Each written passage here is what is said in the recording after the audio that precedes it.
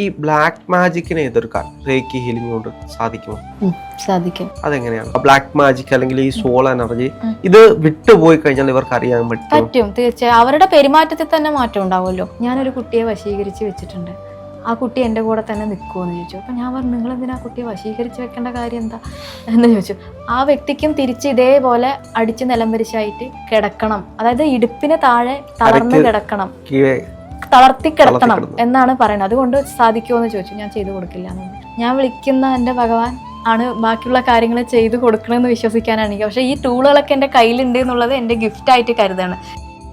ദർശനം, ഈ reiki healing ഒരുപാട് അത്ഭുതങ്ങൾ റേക്കി ഹീലിംഗ് കൊണ്ട് നടക്കുമെന്ന് ഒരുപാട് പേര് പറഞ്ഞിട്ടുണ്ട്. ഇവിടെ വന്നുള്ള മറ്റ് അനവധി റേക്കി മാസ്റ്റേഴ്സ് ആണെങ്കിലും ഒരുപാട് പേര് പറഞ്ഞിട്ടുണ്ട്. അപ്പം ദർശനമാമ ഇന്റർവ്യൂവിൽ ഒരുപാട് പറഞ്ഞിട്ടുണ്ട്, ഇത് വെച്ച് ക്യാൻസറിനെ വരെ മാറ്റാൻ കഴിയുമെന്ന് ഞാൻ പറഞ്ഞിട്ടുണ്ട്. പക്ഷേ നമ്മുടെ എല്ലാം ഒരു ചിന്താഗതി അനുസരിച്ച് ഏറ്റവും കൂടുതൽ പവർഫുൾ ബ്ലാക്ക് മാജിക് ആണ്. ബ്ലാക്ക് മാജിക് ചെയ്യുന്നവരാണ് ഒരു വീടിനെ അല്ലെങ്കിൽ ഒരു കുടുംബത്തെ തന്നെ തകർത്ത് കളയുന്നതെല്ലാം ഒരുപാട് പേര് പറയാറുണ്ട്. അപ്പൊ ഈ ബ്ലാക്ക് മാജിക്കിനെ എതിർക്കാൻ റേക്കി ഹീലിംഗ് കൊണ്ട് സാധിക്കുമോ? സാധിക്കും. അതെങ്ങനെയാണ്? കാരണം എന്ന് വെച്ചിട്ടുണ്ടെങ്കിൽ റേക്കി ഒരു ലവ് ആൻഡ് ലൈറ്റ് എനർജി ആണെങ്കിൽ പോലും അത് സെൻഡ് ചെയ്യുന്ന സമയത്ത് എനിക്കുണ്ടായ എക്സ്പീരിയൻസിൽ പറയുകയാണെന്നുണ്ടെങ്കിൽ, ഒരു GST ഉദ്യോഗസ്ഥനാണ്, ഞാൻ പേര് പറയുന്നില്ല, നമ്മുടെ ഒരു ടോപ്പ് ലെവലിൽ ഇരിക്കുന്ന അദ്ദേഹമാണ്. എല്ലാം ഉണ്ട്, അവർക്ക് ഫിനാൻഷ്യലി ഒക്കെ നല്ല ഇതാണ്. പക്ഷേ അവരുടെ ഒരു വീട്ടിലൊരാൾക്ക്, ഞാൻ പേര് അത് പറഞ്ഞ അറിയാം, ഇൻ്റർവ്യൂ പോകുമ്പോൾ അറിയും, ഒരാൾക്ക് ഇതേപോലൊരു പ്രശ്നം വന്നിട്ട്, പക്ഷെ നേരെ നോക്കി ആ കുട്ടിക്ക് വേറെ കാര്യങ്ങളോ ഒന്നുമില്ല, പക്ഷെ അതുണ്ട്. അപ്പോൾ അദ്ദേഹം എന്നോട് ഹീലിംഗ് സ്റ്റാർട്ട് ചെയ്യാൻ പറഞ്ഞു. കാര്യങ്ങൾ ആൾ പറഞ്ഞുകൊണ്ടിരിക്കും. അവരുടെ ബ്ലാക്ക് മാജിക് വരാൻ ഇതിലെനിക്ക് തോന്നിയ കാരണം എന്താ വെച്ചിട്ടുണ്ടെങ്കിൽ, അവർക്ക് കുടുംബദേവത സങ്കല്പം ഉണ്ട്. അത് ഒരു രണ്ട് കുടുംബദേവതകൾ അവർക്കുണ്ട്. അപ്പോൾ സാധാരണ കേരളീയർക്ക് ആകെ ഒരു ദേവത സങ്കല്പം ഉണ്ടാവാറുള്ളൂ, പക്ഷെ ഇവർക്ക് ഉപാസിക്കുന്നത് 2 ദേവതമാരുണ്ട്. പക്ഷെ അദ്ദേഹം എബ്രോഡാണെന്നാണ് എൻ്റെ ഒരു വിശ്വാസം, നാട്ടിൽ പ്രസൻസ് ഇല്ല.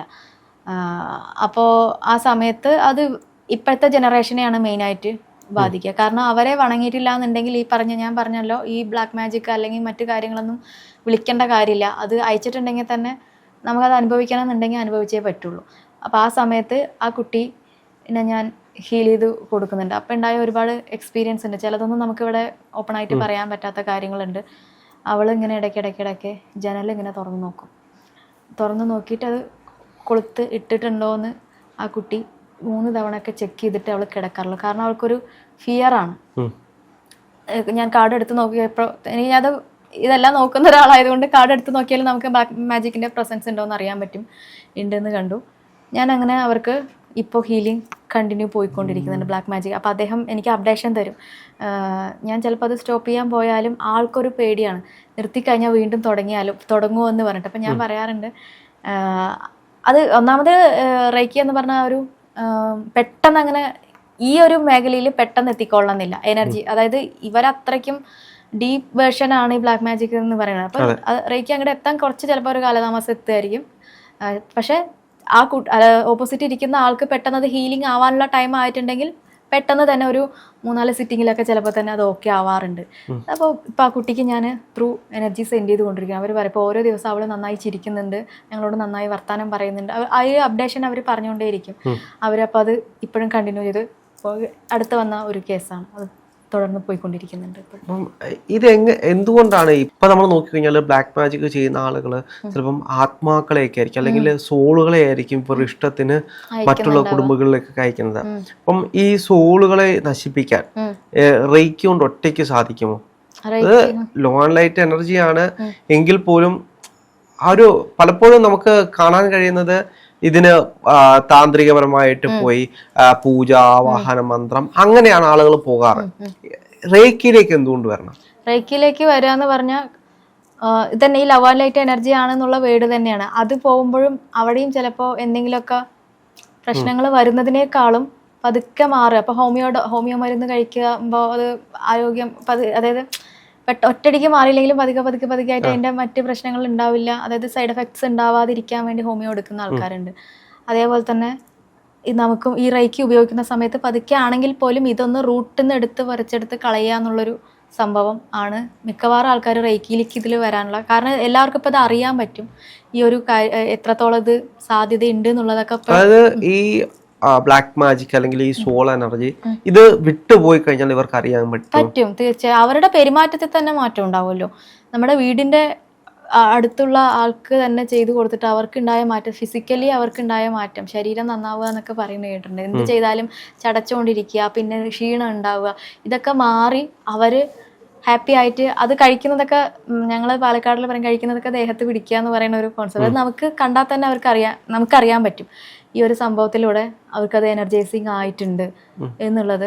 കാരണം ഇത് ഡയറക്റ്റ് ഹീലിംഗ് വന്നൊരു കാര്യമാണ് ഞാൻ പറയുന്നത്. അപ്പോൾ എനിക്ക് അവരെ നേരിട്ട് കാണാൻ പറ്റും. ബാക്കി ഡിസ്റ്റൻസ് ആകുമ്പോൾ അവർ ഫോട്ടോ, ഞാൻ ആദ്യം തന്നെ ഫോട്ടോ അയപ്പിക്കും, അവരുടെ എനർജി ഒന്ന് ചെക്ക് ചെയ്യും, സ്കാനിങ് ചെയ്യും, ഇതൊക്കെ ചെയ്തിട്ടാണ് പോകുന്നത്. പിന്നെ അത് കഴിഞ്ഞിട്ട് വീണ്ടും അവരോട് ഫോട്ടോ അയക്കാൻ പറയും. ഇപ്പോൾ കറണ്ട് ഫോട്ടോ എങ്ങനെയുണ്ട് നമുക്കത് നോക്കിയാൽ മനസ്സിലാവാൻ സാധിക്കും. ഇത് പോയിട്ടുണ്ടോ പോയിട്ടില്ലേ, പ്രസൻസ് ഉണ്ടോ എന്നുള്ള കാര്യങ്ങളൊക്കെ നമുക്ക് നോക്കിയാൽ മനസ്സിലാവാനായിട്ട് സാധിക്കും. ഇത് റേക്കി ഉപയോഗിച്ച് മാത്രമാണോ കണ്ടെത്തുന്നത്, അതോ ടാരോ അതേ കൂട്ടുള്ള മറ്റു കാര്യങ്ങൾ ഇതിനകത്ത് യൂസ് ചെയ്യാറുണ്ടോ? ഇങ്ങനെ എന്തെങ്കിലും വിഷയങ്ങൾ വന്നു കഴിഞ്ഞാൽ എങ്ങനെയാണ് ആദ്യമേ സത്യം പറയുകയാണെങ്കിൽ എനിക്കിത് ഇതിലേതാണ് വർക്ക് ആവണത് എനിക്ക് പറയാൻ പറ്റില്ല. കാരണം ഞാൻ വിളിക്കുന്ന എൻ്റെ ഭഗവാൻ ആണ് ബാക്കിയുള്ള കാര്യങ്ങൾ ചെയ്തു കൊടുക്കണമെന്ന് വിശ്വസിക്കാനാണ് എനിക്ക്. പക്ഷേ ഈ ടൂളുകളൊക്കെ എൻ്റെ കയ്യിലുണ്ട് എന്നുള്ളത് എൻ്റെ ഗിഫ്റ്റായിട്ട് കരുതാണ്. ഞാനപ്പോൾ എല്ലാം നോക്കും, ഇത് ശരിയാണോ നോക്കാനായിട്ട് ടാരോ എടുത്ത് ഞാൻ നോക്കാറുണ്ട്, പോയോ പോയില്ലേ എന്ന് നോക്കാറുണ്ട്, ഇതിപ്പോൾ കറണ്ടായിട്ട് എന്താ നടക്കുന്നത് നോക്കാറുണ്ട്. പിന്നെ അതേപോലെ റേക്കി അതിനെ കൂടെ ഇതൊന്നും അവർ പറഞ്ഞിട്ടൊന്നും ആയിരിക്കില്ല. ഞാൻ മുമ്പ് പറഞ്ഞ പോലെ തന്നെ എൻ്റെ മുമ്പിൽ വരുന്ന ഇപ്പോൾ രാഹുലാണെങ്കിൽ രാഹുലിൻ്റെ എല്ലാ പ്രശ്നങ്ങളും മാക്സിമം എന്നെ കൊണ്ട് പറ്റാവുന്നത്ര ഞാൻ ഹെൽപ്പ് ചെയ്യാം. അവർ ഹാപ്പി ആയിട്ട് പോകണം. ഞാൻ അമ്പലത്തിൽ പോയി നിന്ന് പ്രാർത്ഥിക്കുമ്പോഴും എൻ്റെ മുമ്പിൽ വരുന്ന ആൾക്ക് ഏറ്റവും സന്തോഷത്തോടെ സമാധാനത്തോടു കൂടെ എന്നിൽ നിന്ന് പോകാനായിട്ട് സാധിക്കണം എന്നാണ് ഞാൻ പ്രാർത്ഥിക്കാറുള്ളത്. അപ്പോൾ അവിടെ ഏതാണ് കണക്ട് ചെയ്ത് വരിക എന്ന് എനിക്കറിയില്ല.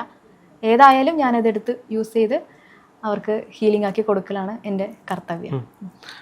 റേക്കിയുമായി ബന്ധപ്പെട്ട് അല്ലെങ്കിൽ ടാരോവുമായി ബന്ധപ്പെട്ട് ഒരുപാട് ആളുകൾ ജീവിതത്തിലേക്ക് കടന്നു വന്നു, ഒരുപാട് പ്രശ്നങ്ങളായിട്ട് ആളുകൾ വന്നു കാണും.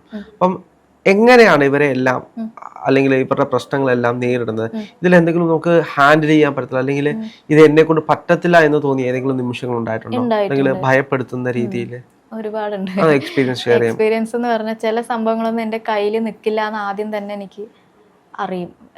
കാരണം എന്നെ കൊണ്ട് നിവർത്തിക്കാൻ ആവാത്ത കുറേ കാര്യങ്ങൾ വരും. അപ്പം ഞാൻ അവരോട് അയ്യോ അത് പറഞ്ഞപ്പോഴാണ് എനിക്ക് ഓർമ്മ വന്നത്.